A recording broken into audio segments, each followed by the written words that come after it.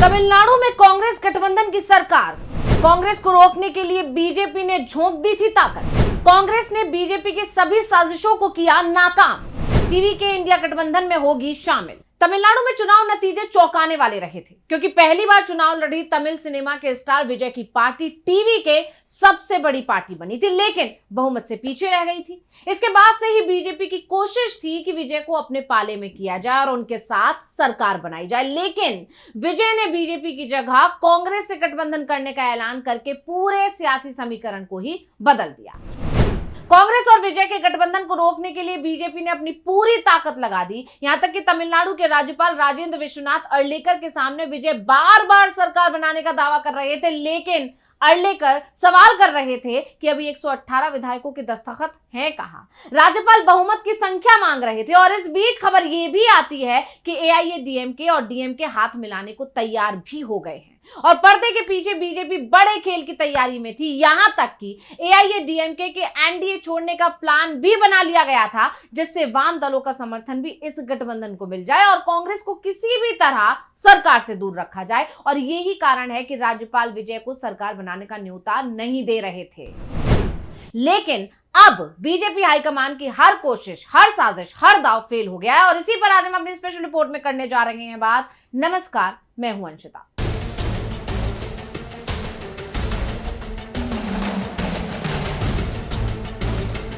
TV के chief विजय तमिलनाडु के नए सीएम बनेंगे। हालांकि विजय को रोकने की कोशिश तो बहुत की गई और ये कोशिश इसलिए की गई कि विजय को कांग्रेस के पाले में जाने से रोक लिया जाए, जबकि विजय ने सरकार बनाने के लिए सबसे पहले कांग्रेस से ही समर्थन मांगा था और कांग्रेस ने ही सबसे पहले विजय को समर्थन करने का ऐलान भी किया था।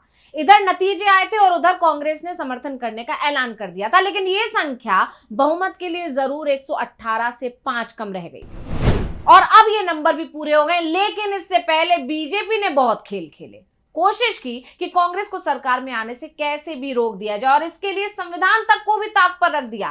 विजय को सरकार बनाने का न्योता नहीं दिया गया, जबकि उनकी पार्टी 108 सीटें जीतकर सबसे बड़ा दल बनी थी और नियम के मुताबिक सबसे बड़े दल को सरकार बनाने का न्योता भेजा जाता है। लेकिन राज्यपाल की तरफ से बार बार पूरी संख्या मांगी गई, लेकिन बीजेपी की सारी कोशिशें फेल हो गई और अब ये संख्या 119 हो गई है, क्योंकि वाम दल और बीसीकी ने भी टीवीके को समर्थन देने का ऐलान कर दिया है। यानी अब राज्यपाल और बीजेपी हाईकमान कितनी भी कोशिश क्यों ना कर ले, विजय की सरकार तो बनकर ही रहेगी और वो अब किसी के रोके नहीं रुक रही है। बहुमत का आंकड़ा पार कर लिया है, यानी बीजेपी ने संविधान को ताक पर रखने की कोशिश बहुत की, लेकिन कांग्रेस गठबंधन को सत्ता में आने से वो नहीं रोक पाए।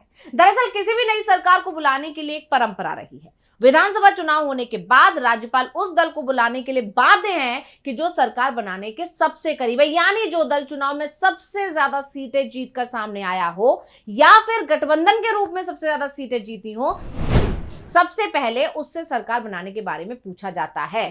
अगर सबसे बड़ा दल या गठबंधन सरकार बनाने से इनकार कर देता है, तब राज्यपाल दूसरे विकल्प को अपनाते हैं, यानी दूसरे नंबर का दल या फिर दूसरे नंबर के गठबंधन को न्योता दिया जाता है। लेकिन तमिलनाडु में यह परंपरा ताक पर रख दी गई। विजय की पार्टी टीवीके के पास 108 सीटें हैं, दूसरे नंबर की पार्टी डीएमके के पास 59 सीटें हैं, यानी पहले और दूसरे नंबर की पार्टी के बीच पूरे 49 सीटों का फासला है और वहीं तीसरे नंबर की पार्टी के पास भी मात्र 47 सीटें हैं।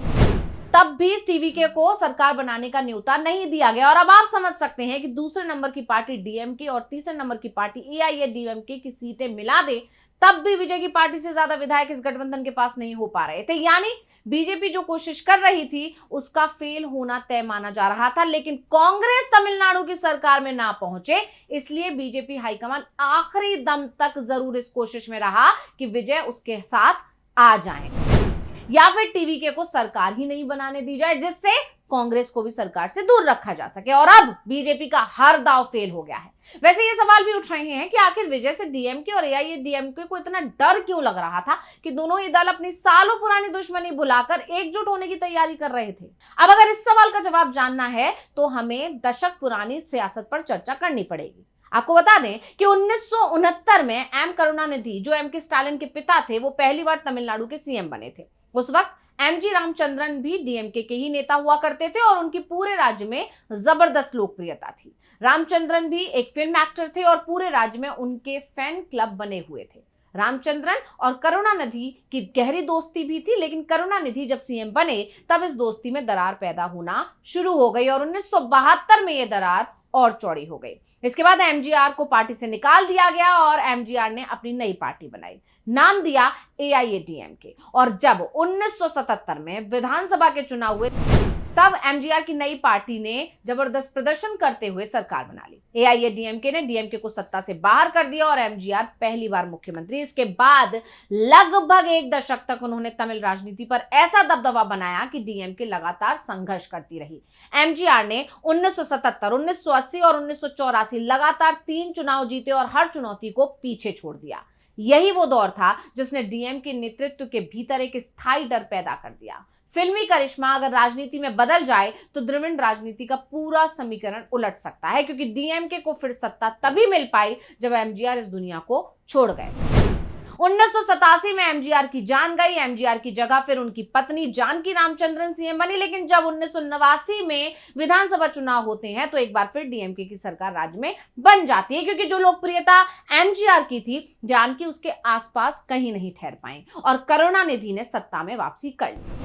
और अब डीएमके को एक बार फिर एमजीआर वाला डर दिखाई दे रहा है। विजय भी फिल्मी दुनिया से आए हैं, पूरे तमिलनाडु में वो लोकप्रिय हैं और उनकी लोकप्रियता का ही कमाल था कि पहले ही चुनाव में विजय की पार्टी बहुमत के करीब पहुंच गई और एक बार वो सरकार बनाने में कामयाब हो गए तो फिर उनसे सत्ता छीनना मुश्किल हो जाएगा। ये ही डर सता रहा है डीएमके को और बीजेपी भी इसी डर को हथियार बनाने की कोशिश कर रही थी। उसकी शय पर एआईएडीएमके और डीएमके एक साथ होने को तैयार भी हो गए थे, लेकिन बीजेपी नंबर गेम में पिछड़ गई। बीजेपी किस तरह से साजिश करने में जुटी हुई थी वो इसी से समझा जा सकता है कि एक तरफ एआईएडीएमके सरकार बनाने की कोशिश में जुटी हुई थी, वहीं बीजेपी की तरफ से ऐलान कर दिया गया कि वो ना सरकार बनाएगी और ना ही सरकार बनाने के लिए किसी का समर्थन करेगी, जबकि बीजेपी ये चुनाव एआईएडीएमके के साथ मिलकर लड़ी थी। यानी जिस गठबंधन में बीजेपी शामिल थी, एक तरह से उस गठबंधन को छोड़ने की तैयारी कर ली थी जिससे विजय को रोका जा सके, लेकिन बीजेपी की हर कोशिश नाकाम साबित हुई।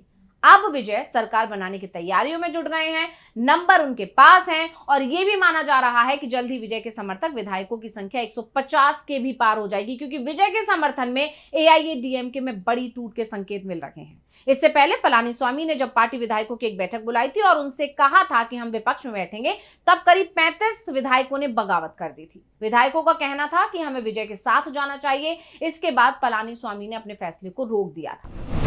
बाद में यहां तक कह दिया कि हम खुद सरकार बनाएंगे, जिसके चलते एआईएडीएमके विधायक शांत हो गए थे। लेकिन अब विजय के सीएम बनने के बाद ये विधायक बगावत करेंगे, ये तय माना जा रहा है, जिसके चलते विजय का समर्थन तेजी से बढ़ सकता है। यानी डीएमके हो या फिर एआईएडीएमके, दोनों को ही विजय से डर लग रहा है और यही कारण है कि दोनों ही दल सालों पुरानी दुश्मनी को भुलाकर एकजुट होने को तैयार हो गए, लेकिन सरकार बनाने में फिर भी कामयाबी नहीं मिल पा रही है। वैसे डीएमके की तरफ से एक खबर जरूर आई है और वो ये है कि उसने इंडिया गठबंधन छोड़ने का ऐलान कर दिया है। वैसे ये कोई पहला मौका नहीं है जब डीएमके ने कांग्रेस के साथ गठबंधन तोड़ा। उससे पहले 1999 में भी डीएमके ने कांग्रेस के साथ गठबंधन तोड़ दिया था और बीजेपी के साथ गठबंधन कर लिया था, लेकिन बाद में डीएमके कांग्रेस के गठबंधन में लौट आई थी और इस बार भी डीएमके कांग्रेस से दूर हो गई है। लेकिन भविष्य में अगर डीएमके कमजोर पड़ती है तब स्टालिन फिर कांग्रेस के साथ आ सकते हैं। फिलहाल इसकी संभावना तो नहीं दिख रही है, खासतौर पर अगर एमजीआर वाला करिश्मा विजय दोहराने में कामयाब रहते हैं तब स्टालिन के लिए सत्ता सिर्फ सपना बनकर रह जाएगी और उनका जो डर है वो सच साबित हो जाएगा। तो स्पेशल रिपोर्ट आपको कैसी लगी हमें कमेंट करके अपनी राय जरूर दीजिएगा। इसी के साथ मुझे दीजिए इजाजत। देखते रहिए टीवी लाइव। नमस्कार।